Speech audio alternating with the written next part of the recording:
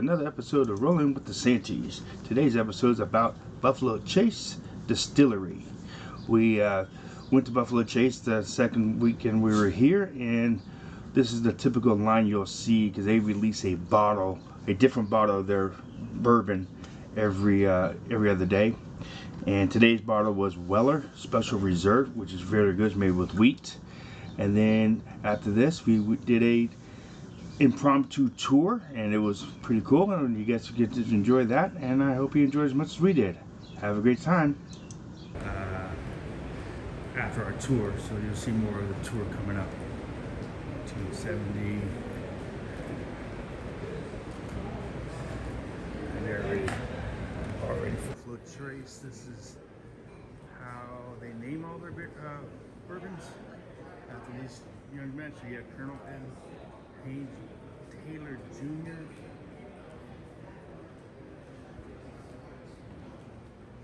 And then you have George T. Stagg.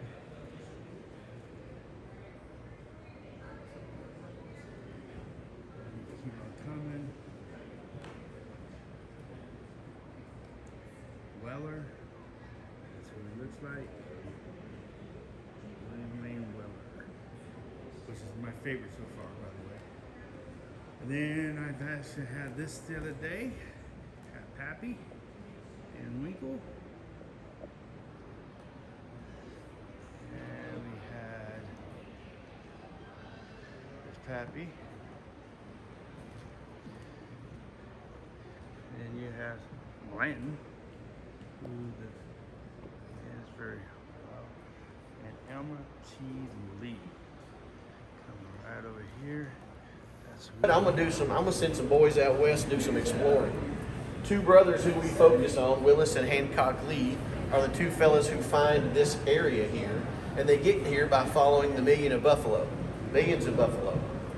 Past 20, 30 years, Pappy Van Winkle. Now, what a lot of people don't realize is that there is no difference between the Weller mash bill and the Van Winkle mash bill. It's the same thing. When that barrel, say, gets 12 years old, that Weller barrel gets 12 years old, Julian, who's Pappy's grandson, or Preston, his great-grandson, come to this distillery and they curate that line of bourbon. They'll taste that 12-year Weller barrel and go, yep, it becomes Lot B, or nope, and it becomes Weller 12. There's no other difference other than price. But these two were very much tied together because they're the ones who kept alive and started and now made it as popular today, the weeded mash bill of bourbon. I'm a huge Weller guy because I really like that weeded bourbon, that sweet taste. He starts working here at the distillery at 16 years old as an office boy, running papers from office to office. Albert Bacon Blanton. Fast forward 1921. Hey, Albert, congratulations, you're president of the distillery. Yeah, about that. Remember what was going on in the 20s? What was that called? Prohibition, yeah. It says you can't make, sell, distribute, or transport alcohol, but the law doesn't say that you can't drink it. Colonel Blanton goes out and secures one of 6 federal government licenses to produce whiskey for medicinal purposes only. Now, each state was different. Each state had their own set of rules. But in Kentucky, a pint of 100 proof whiskey every 10 days could be prescribed to you by your doctor, by your dentist, by your pharmacist. Anybody got a dog or cat? Because guess who else could write you a prescription? Veterinarian? Yeah, why not? I will tell you this very seriously, though. For 13 years in the Commonwealth of Kentucky, every single soul in this state was sick. We had an epidemic of unheard of proportions in this state. Every single soul was sick. Less than 1 million people in the state. Over 6 million prescriptions were written. I mean, the rest of the nation freaks out, call it prohibition. We called it Wednesday. You know, it didn't slow us down a bit here, but that's how we kept the lights on. Why we're the longest running distillery? Because of this man. When 1933, when Prohibition ends, Colonel Blanton takes the distillery through its second major expansion from 14 buildings to 114 buildings. He builds what is now the footprint, the foundation, the legacy of Buffalo Trace. Y'all, Colonel Blanton gave almost 60 years of his life to this distillery. He built the mansion up on the hill, the big stone mansion up on the hill. That's where he lived. He dies in that mansion, still working for the distillery at the age of almost at the age of 90. So he gave everything he had to us. So we do our best to keep his name alive and to keep his memory and legacy alive. Bubble it away.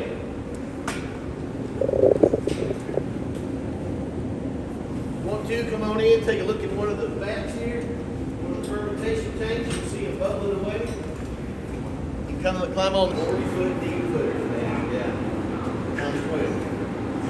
They're up there. These are 40 feet footers, 40 feet into the ground.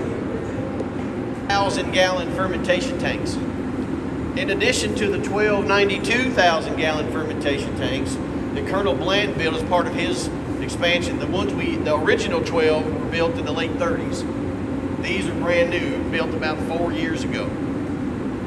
What you see happening in there is fermentation. This is a must-have part of the bourbon process, right? Bourbon starts with grain because it has to. The process of making bourbon hasn't changed. The idea of it hasn't changed since the beginning.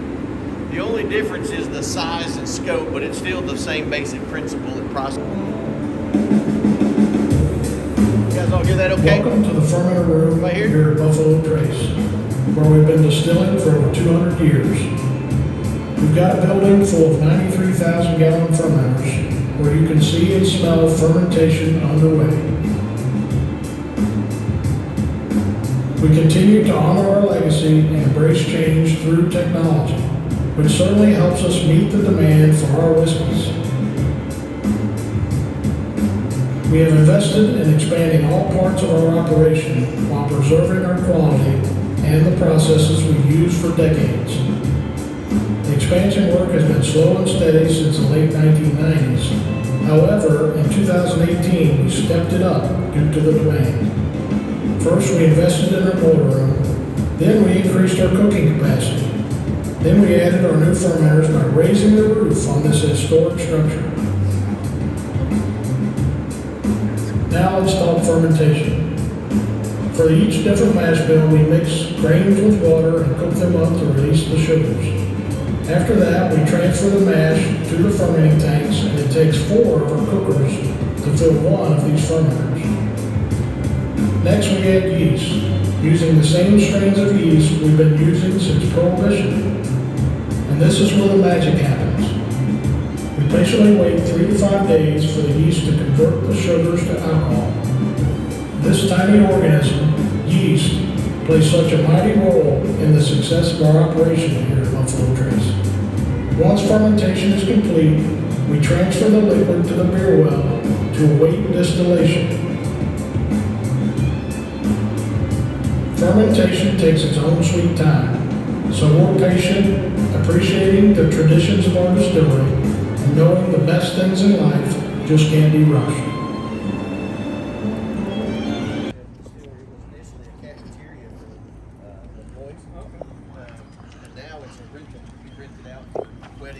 Fancy because he was an amateur horticulturalist. The garden he planted around his house at the top is still to this day. It's a national botanical garden. If you look over here to my right, you're going to see this mural. This was painted by one of our employees. And as you walk by, especially with video, it's going to follow you. With or without video, it matters not. Like I'm over here, it's pointing to me. Over there, it's pointing to you, and it kind of weirds me out a little bit. House C holds 24,000 barrels and has ever since the day it was built. But as you walk in and look at it, you're going to notice it ain't like any other typical barrel house. The floors inside are dirt. Every piece of wood in there has been there since 1885. We haven't really, there's a few pieces we've had to replace, but most of it not. Now we'll tell you this, if you're taller than me, you go in the door, you immediately go left or right. If you go down the middle, Mr. Fire Sprinkler's going to say hi to you, all right? Come on in, y'all. Let's take a look. More importantly, let's take a smell.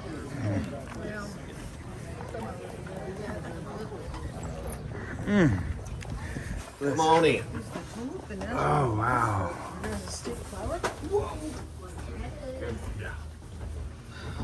Look at this. We'll hang out right here in a little bit.